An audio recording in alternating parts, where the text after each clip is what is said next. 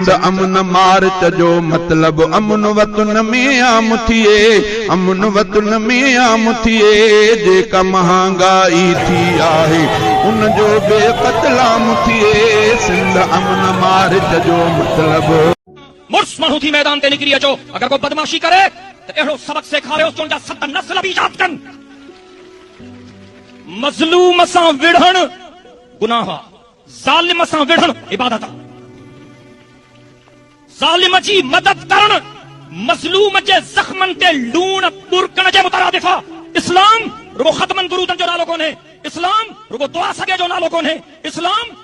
رگو تسبیح سورن جو نالو کونے، اسلام رگو نماز روزے جو نالو کونے۔ پوری ذمہ داری سان ڳالهايان ٿو، اسلام پنجن شين جو نالو آ: اللہ جی عبادت، اللہ جے رسول جی اطاعت، ہر ظالم سان بغاوت، ہر مظلوم جی حمایت، ۽ بنا فرق جے انسان ذات جی خدمت جو اسلام آ۔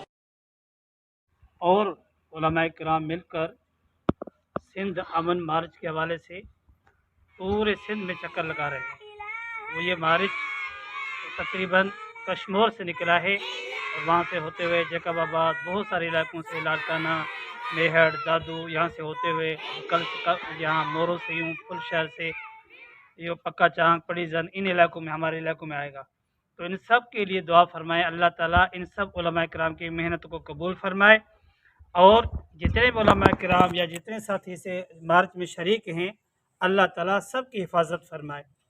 بیٹے آپ کی دعا قبول ہوتی ہے، معصوم بچوں کی، قرآن پڑھنے والے بچوں کی دعا قبول ہوتی ہے، اس لیے آپ سارے مل کر دعا کریں کہ اللہ تعالیٰ ان امن مارچ کو کامیابی فرمائے، اور اس میں جتنے بھی ساتھی ہیں سب کے اللہ تعالیٰ حفاظت بھی فرمائے۔ اور اس کے ساتھ ساتھ آپ